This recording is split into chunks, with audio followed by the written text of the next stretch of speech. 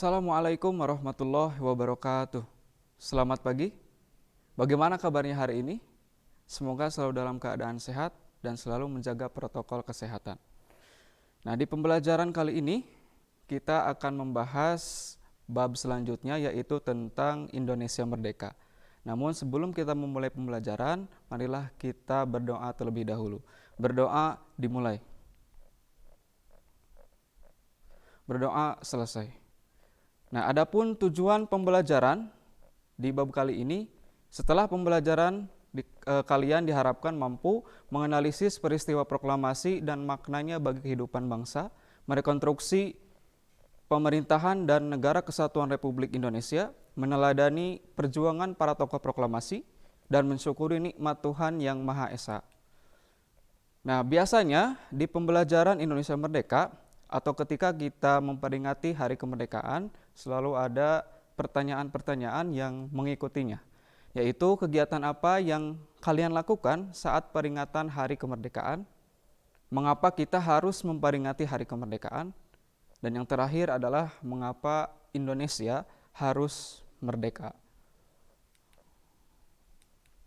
Nah, ini mungkin kegiatan-kegiatan yang sering kita lakukan di sekitar rumah ketika memperingati hari kemerdekaan. Banyak sekali kegiatan-kegiatan yang dilaksanakan. Nah, selanjutnya kita akan menginjak ke materi, yaitu tentang janji kemerdekaan. Nah, di mana tahun 1944 Jepang mulai terdesak oleh serangan sekutu. Jadi pada awalnya di Perang Dunia II itu Jepang bersama Blok Sentral itu mengalami kemenangan. Tetapi mencapai titik balik dari tahun 1943, di mana nanti Jepang, Jerman, dan Italia itu mulai mengalami keterdesakan dan nanti mengalami kekalahan. Nah, pada bulan September 1944, Panglima tertinggi Jepang, yaitu Jenderal Kaiso, menjanjikan kemerdekaan kepada Indonesia. Nah, maka untuk menarik simpati masyarakat Indonesia, nanti 1 Maret 1945, Letnan Jenderal Kumakichi Harada akhirnya membentuk BPUPKI, yang bahasa Jepangnya itu Dokoritsu Junbiko Sakai, dan BPUPKI itu adalah singkatan dari Badan Penyelidik Usaha-Usaha Persiapan Kemerdekaan Indonesia, di mana tugasnya adalah untuk menyelidiki dan mengumpulkan informasi tentang ekonomi, politik, dan tatanan pemerintahan Indonesia sebagai persiapan kemerdekaan Indonesia. Nah, BPUPKI ini diketuai oleh Dr. Rajiman Weddio Diningrat.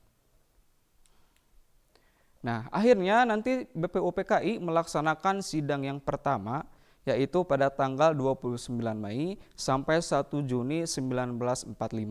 Di mana sidang ini bertujuan untuk membahas dasar negara yang kemudian nanti disampaikan oleh Muhammad Hatta, Mr. Supomo, dan Insinyur Soekarno.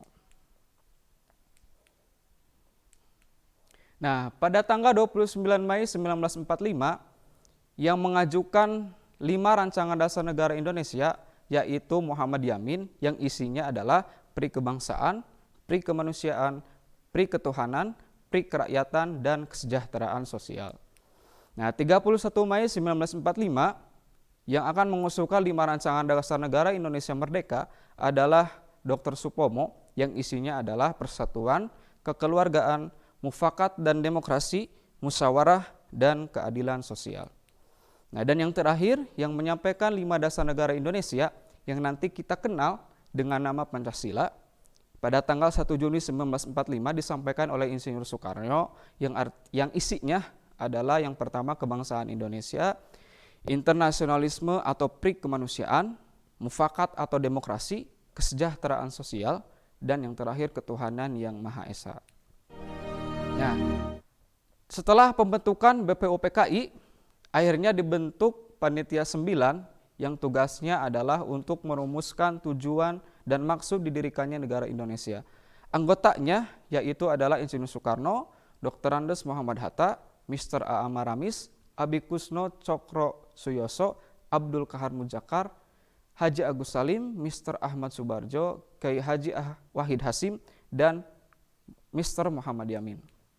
Nah, nanti Panitia 9 akan menghasilkan Piagam Jakarta yang isinya adalah yang pertama ketuhanan dengan kewajiban menjalankan syariat Islam bagi pemeluk-pemeluknya, kemanusiaan yang adil dan beradab, persatuan Indonesia, dan kerakyatan yang dipimpin oleh hikmat kebijaksanaan dalam permusyawaratan perwakilan, serta keadilan sosial bagi seluruh rakyat Indonesia.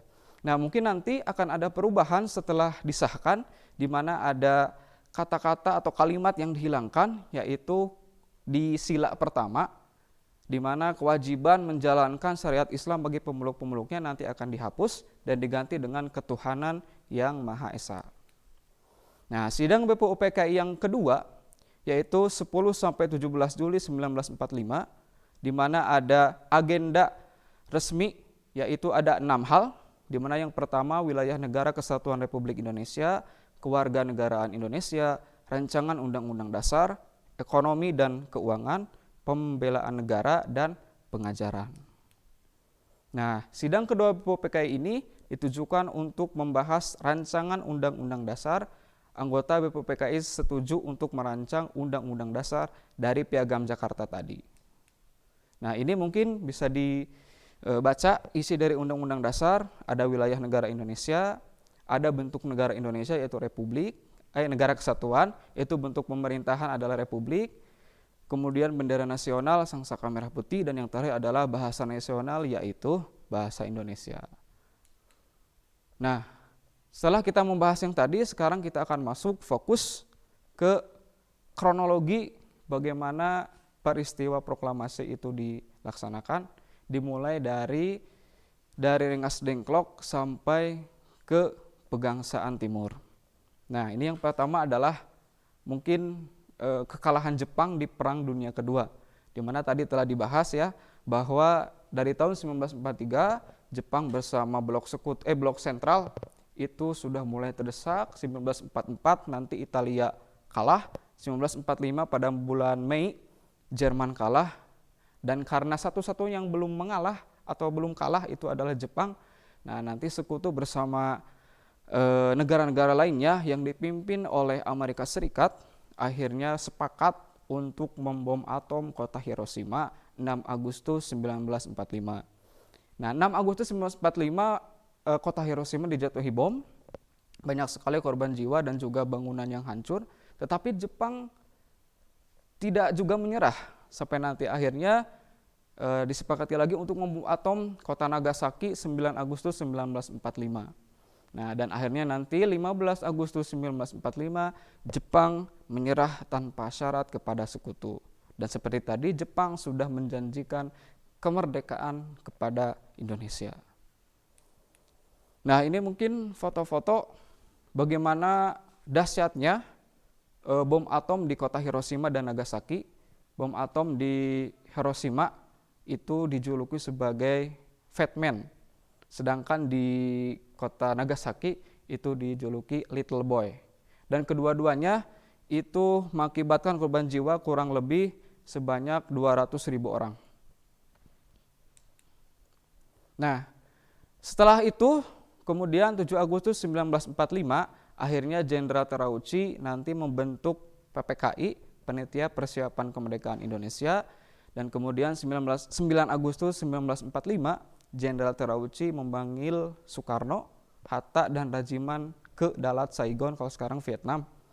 Nah, mengapa Soekarno dan Hatta kemudian Dr. Rajiman dipanggil? Karena untuk membicarakan hasil-hasil dari BPUPKI, kemudian untuk membicarakan program-program dan juga kemerdekaan yang akan nanti dilaksanakan oleh PPKI.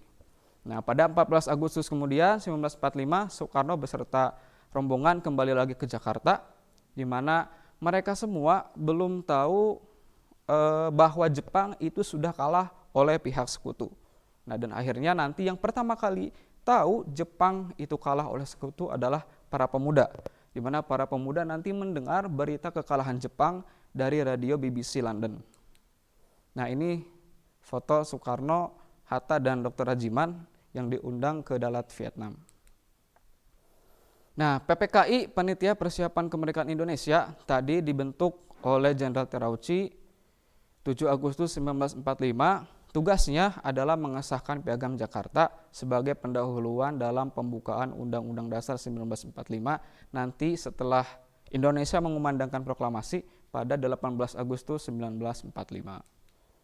Nah, ini kondisi kota Hiroshima tadi setelah dibom atom, seluruh bangunan itu terdampak sangat dahsyat sekali dan banyak dari orang-orang yang meninggal, dan itu ada foto dari anak-anak yang kehilangan tempat tinggal dan juga orang tua mereka.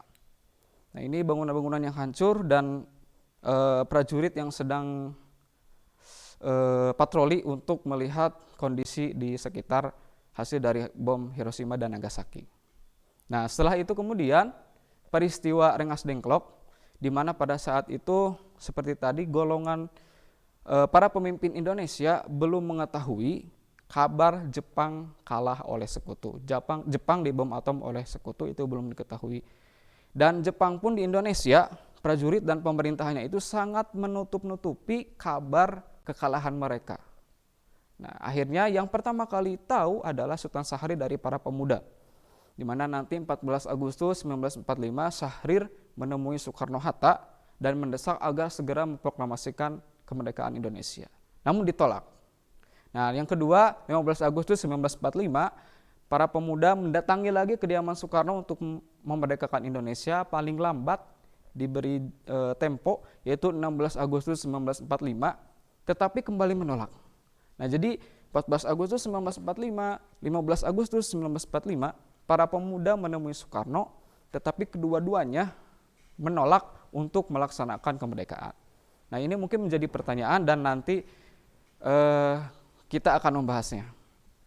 Nah, kemudian 16 Agustus 1945, akhirnya para pemuda sepakat untuk mengamankan, menculik Soekarno-Hatta ke Rengas Dengklok, di mana Rengas Dengklok itu terletak di Kabupaten Karawang dan ditempatkan di rumah seorang keturunan Tionghoa, yaitu rumah Jiao Kisong. Nah, di mana perumusan teks proklamasi yaitu 16 Agustus tengah malam, Soekarno-Hatta dan Ahmad Subarjo kembali ke Jakarta ke rumah Laksamana Maeda. Jadi diculik dari Jakarta ke Rengas Dengklok, dari Rengas Dengklok kembali lagi ke Jakarta dan menuju ke rumah Laksamana Maeda. Di mana di rumah Laksamana Maeda barulah Soekarno-Hatta dan yang lainnya merumuskan teks proklamasi. Nah, ini teks proklamasi yang ditulis tangan dan yang ditulis tangan oleh Soekarno dan Hatta, ditandatangani oleh Soekarno dan Hatta, dan yang ini adalah teks proklamasi ketikan. Nah, akhirnya proklamasi dikumandangkan. Pada awalnya proklamasi ini akan dikumandangkan di lapangan Ikada. Tetapi nanti karena di lapangan Ikada kondisinya yang kurang aman, akhirnya dipindahkan ke rumah Soekarno, Jalan Pegangsaan Timur nomor 56 pada hari Jumat 17 Agustus 1945 pada pukul 10. Nah, untuk mengetahui bagaimana isi dari proklamasi, mari kita lihat video tentang proklamasi.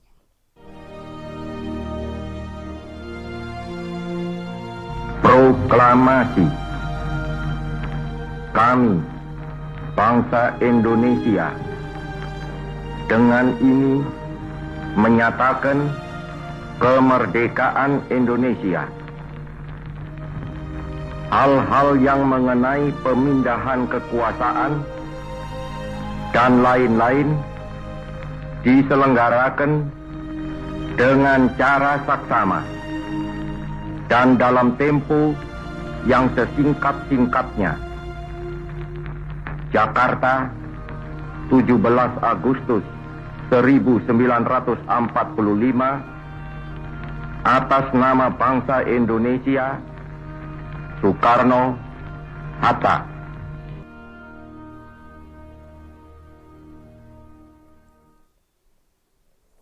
Proklamasi, nah tadi dibacakan oleh Insinyur Soekarno disertai dengan pengibaran bendera merah putih dan juga menyanyikan lagu Indonesia Raya. Nah, tadi merupakan kronologi bagaimana terjadinya proklamasi kemerdekaan Indonesia dari awal berita kekalahan Jepang sampai peristiwa Rengas Dengklok kemudian dibacakan teks proklamasi. Nah, akhirnya kita sampai di penghujung pembelajaran dan sebelum Bapak menutup pembelajaran ini, kalian harus bisa nanti mengerjakan latihan soal dan nanti dikirimkan di Google Classroom. Nah, yang pertama, mengapa terjadi pertentangan antara golongan tua dan golongan muda dalam hal pelaksanaan proklamasi kemerdekaan?